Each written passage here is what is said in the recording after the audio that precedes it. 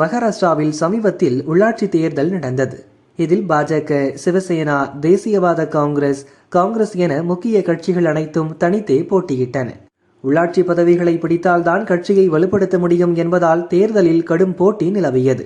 தானே மாவட்டத்திற்குட்பட்ட அமர்நாத் நகராட்சியில் மொத்தமுள்ள 60 வார்டுகளில் துணை முதல்வர் ஷிண்டேவின் சிவசேனா 27 இடங்களில் வென்றது. பாஜக 14 இடங்களிலும், காங்கிரஸ் 12 இடங்களிலும், மற்றொரு துணை முதல்வர் அஜித் பவாரின் தேசியவாத காங்கிரஸ் 4 இடங்களிலும் வெற்றி பெற்றன. சுயேட்சை வேட்பாளர்கள் இருவரும் வெற்றியை பதிவு செய்தனர்.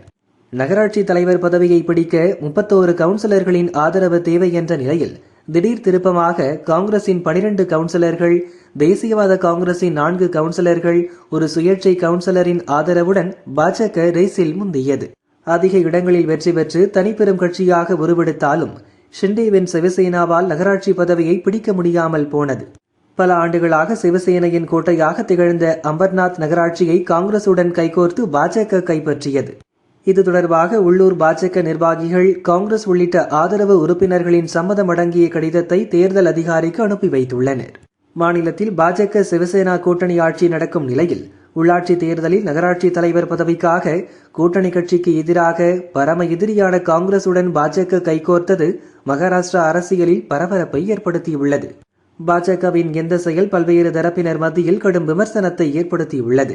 இதுதான் பாஜகவின் உண்மை முகம். அவர்கள் பதவிக்காக எதையும் செய்வார்கள் என சட்டசபை தேர்தலின் போதே காங்கிரஸ் கூட்டணியில் இருந்து தற்போது தனித்து போட்டியிட்ட உத்தவின் சிவசேனா கடுமையாக விமர்சித்துள்ளது. எனினும் கட்சி பேதம் கடந்து மக்கள் நலனுக்காக செயலாற்றவே இரு கட்சி கவுன்சிலர்களும் கூட்டணிக்கு உடன்பட்டதாக புதிதாக தேர்வாகியுள்ள பாஜக, காங்கிரஸ் கவுன்சிலர்கள் கருத்து தெரிவித்துள்ளனர்.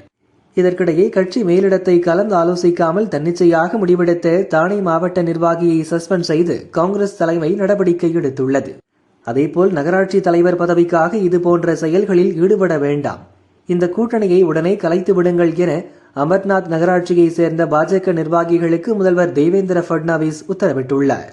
மாநில தேசிய அரசியலில் எதிரும் புதிருமாக செயல்படும் பரம எதிரிகளான காங்கிரஸ், பாஜக அமர்நாத் நகராட்சி தலைவர் பதவியை பிடிப்பதற்காக திடீரென கூட்டணி அமைத்தது மகாராஷ்டிரா மட்டுமின்றி தேசிய அரசியலிலும் சூட்டை கிளப்பியுள்ளது.